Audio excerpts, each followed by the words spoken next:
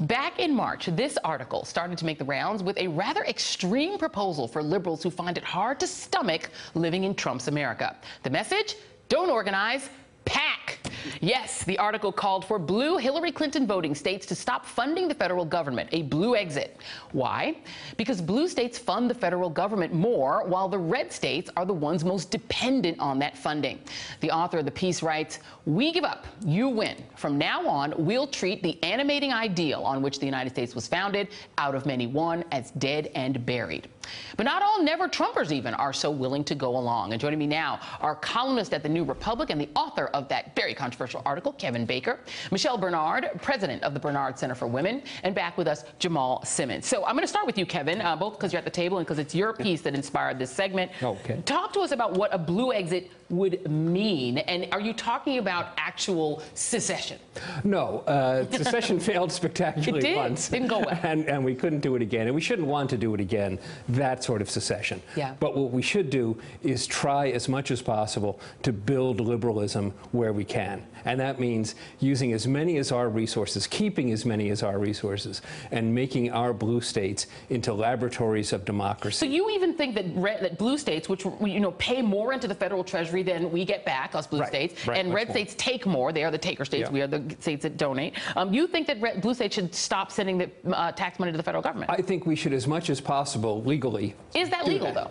Well, no, we couldn't just do it. But I think if we should seize upon any and every chance the red states, the Republicans, give us to basically keep as much money, to agree with the sort of federalism they're always talking about and rarely doing, which is to have all the money that the states make stay in the states as much as possible. Right. I'm all for doing that. David French actually agreed with your idea, and he is a very conservative person who writes, I believe, for the National Review, and he said this is the kind of laboratory for democracy that I've been talking about forever. He's like, let's do it. Let's have every state hold on to their own money, decide in their own state how to do it. Let's put back up the federal dollars raised versus spent. And if you can see it there, it basically shows you that it's kind of hard to read that map, I guess. The states that have a surplus are the green states. So the greener the state is, the more money that it is putting in, and the redder the state is and the pinker it is, the more money it is taking out. So, Michelle Bernard, why is this not a good idea? Red states, the voters of red states express a consistent disdain for blue states. This idea of San Francisco values is a thing, where people feel that the elites on the coast don't understand them, don't respect their religiosity, and are really a hateful sort of person that they don't want to be associated with. So why should blue states continue to fund red states that hate them? Well, we always talk about this notion of forming a more perfect union.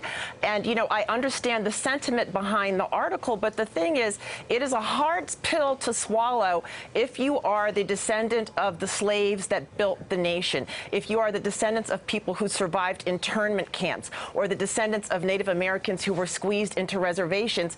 It is a very difficult pill to swallow, because then what you're telling us is that the great American experiment in democracy was a failure, and the other reason that I would say that this is so difficult to swallow is because when you look consistently at states that are the proximate cause of harm that has been done to, whether it is African Americans, Muslims, women, or any of the sorts, it is the federal government that we have always been able to look to right a wrong. Even today, right now, if you look, for example, at show me your paper laws, whether it is Florida, Utah, Arizona, or Texas, where the state actors are saying that the police can virtually stop anyone they want at any time to ask you to prove your citizenship and your immigration status, and then actually have the ability to say that they don't even believe the papers that you're carrying. It is a very scary notion to believe, and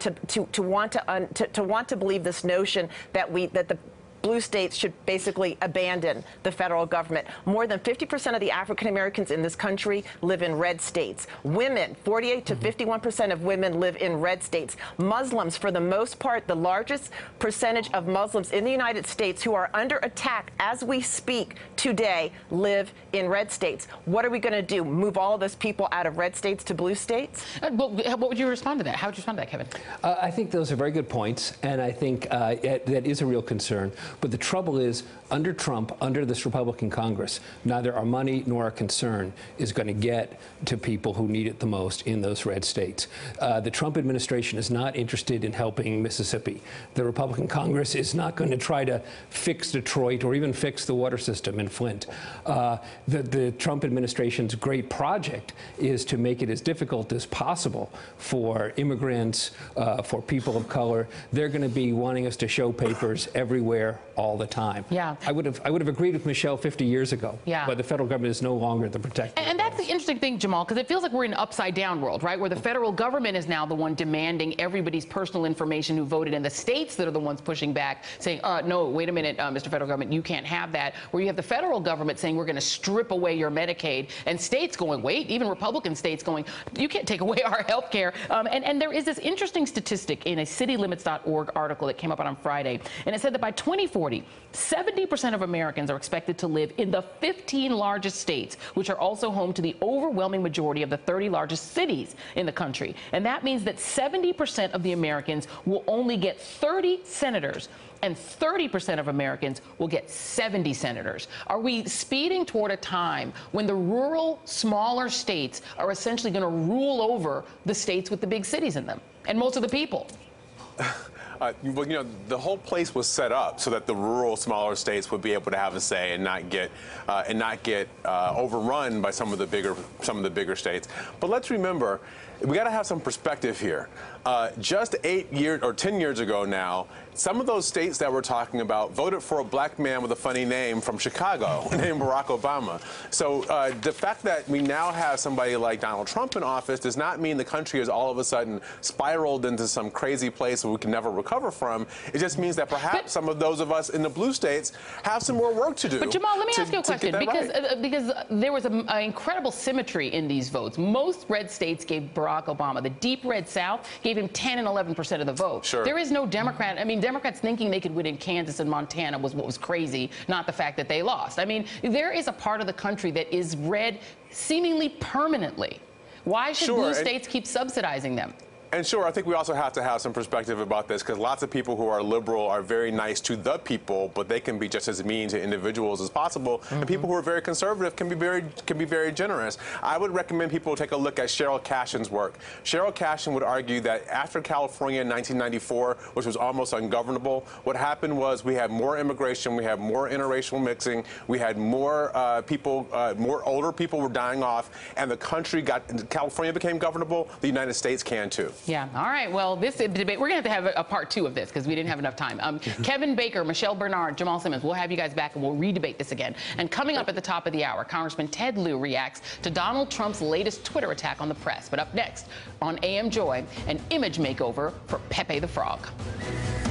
Hey there, I'm Chris Hayes from MSNBC. Thanks for watching MSNBC on YouTube. If you want to keep up to date with the videos we're putting out, you can click subscribe just below me or click over on this list to see lots of other great videos.